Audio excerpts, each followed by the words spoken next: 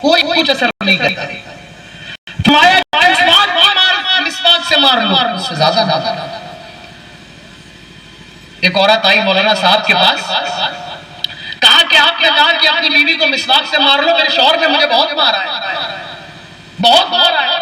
کہا جاؤ بلا کے لاؤ. شوہر آیا, مولانا صاحب نے کہا آپ نے اپنی بیوی کو مارا ہے؟ کہا ہاں, آپ نے تو کہا تھا مسواک سے مارنا ہے. ارے آپ ہی نے تو کہا تھا کہ خطبے کے اندر مسواک سے مارنا ہے. مولانا صاحب کہتے ذرا مسواک لے کر کے تو آؤ. مسواک لایا, 1.5 میٹر کی مسواک. کتنی میٹر؟ 1.5 میٹر کی مسواک لے کے آیا. تو آپ اتنی بڑی مسواک بھی نہ لے آئے کہ آپ تلوار کا کام کرنے لگے آپ کی مسواک. تو بہرحال عورت پر ظلم کرنے سے ہماری شریعت نے منع کیا ہے. شیشہ موتی قرار دیا عورت کو.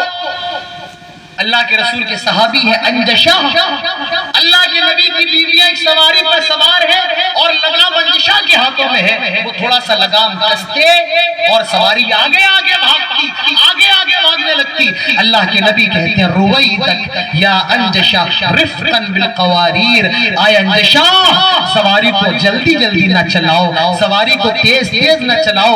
رفقا بالقواریر, تمہاری سواری پر موتی بیٹھے ہوئے ہیں. اللہ کے نبی نے یہ قرار دیا ہے. یہ حال ہے اسلام کا, اسلام کے اندر عورت کا جو مقام دے دیا اسلام نے. کائنات کی تاریخ میں کبھی عورت کو اتنا اونچا مقام نہیں ملا, اور قیامت تک کوئی سبھیتا, کوئی تہذیب, کوئی کلچر, کوئی دھرم اور کوئی دین عورت کو اتنا اونچا مقام نہیں دے سکتا ہے. میرے بھائیوں, یہ اسلام ہے, یہ اسلام ہے. آج سمجھنا پڑے گا غیر مسلموں کو. یہ تانا نہ دو اسلام دہشت گردی کا مذہب ہے. نہیں نہیں, یہ تانا نہ دو.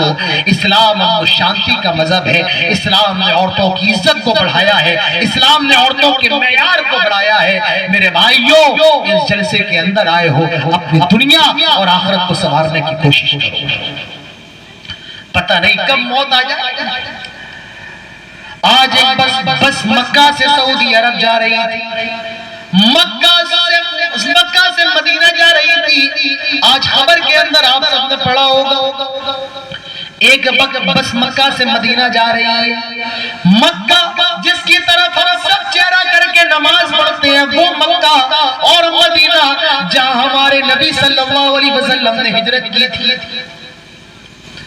45 لوگ اس بس کے اندر سوار تھے. سارے لوگ بھارتی ہیں, انڈین تھے, ہندوستانی تھے.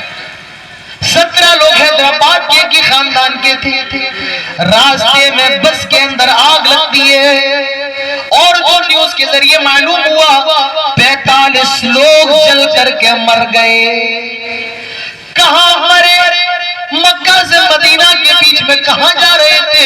عمرہ کر کے مکہ سے مدینہ جا رہے تھے. او لوگوں, موت کب آ جائے, کس پل آ جائے, کس عمر آ جائے, کس گھڑی آ جائے, کس شہر میں آ جائے, کوئی نہیں جانتا ہے. آج پوری امت اسلامیہ غمزدہ ہے. جو واقعہ جو حادثہ سعودی عرب کے اندر ہوا, آج بچہ بھی آج غمزدہ ہے. اِنَّا لِلَّهِ وَإِنَّا إِلَيْهِ راجعون. اب کر بھی کیا سکتے, لیکن ہاں یہ سبق مل گیا ہے. موت کبھی بھی آ سکتی ہے, سعودی عرب میں بھی آ سکتی ہے. اس موت کی تیاری کرو. اقترب للناس حسابهم وهم في غفلة معرضون. حساب کا وقت کب شروع ہو جائے کوئی نہیں جانتا ہے. تیاری کرو موت کی. اور میرے بھائیوں, ہر حال میں اللہ کا شکر ادا کرو. آپ روز دکان جاتے اگر خیریت سے لوٹ آتے ہیں, جلسے میں گئے گھر لوٹ آئے. کتنے لوگ ہیں جو گھر سے باہر نکلتے پھر کبھی گھر نہیں آ پاتے ہیں. یہ 45 لوگ ہندوستان کی فلائٹ سے سوار ہو کر کے عمرہ کرنے گئے, اور یہ امید تھی گھر لوٹ کر کے آ جائیں گے, لیکن نہیں آ پائے. وہیں پر جل گئے. اِنَّ لِلَّهِ وَإِنَّا إِلَيْهِ راجعون. کیا معلوم کلم گھر سے باہر نکلے اور لوٹ کر کے نہ پائیں. اس زندگی کو غنیمت جانو. موت آنے سے پہلے موت کی تیاری کرو, اور اللہ تعالیٰ کا کا شکر ادا کرتے رہو. اللہ تعالیٰ ہمیں کھلا رہا ہے, پلا رہا ہے, امن و امان کے ساتھ ہماری زندگیوں کو اللہ نے خوشگوار بنا رکھا ہے. اللہ تبارک و تعالیٰ کا شکر ادا کرو. تو میرے بھائیو جلسے سے پیغام لے کر کے جاؤ, اپنی ماؤں کی عزت کرو, اپنی بہنوں کی عزت کرو, اپنی بیٹیوں کو پیار دو, اپنی ماؤں کے قدموں میں جنت کو تلاش کرو. اللہ کے نبی فرماتے ہیں فَإِنَّ الْجَنَّةَ تَحْتَ عِنْدَ رِجْلَيْهَا, ماں کے قدموں کے پاس جنت ہے. اپنے باپ کی عزت کرو. اور ہمارے دین کو دہشت گرد نہ کہو, ہمارے دین کو آتنوادی نہ کہو. ہمارا دین امن و شانتی کا مذہب ہے. یہ چند باتیں تھی جو میں نے آپ کے سامنے کہی ہیں.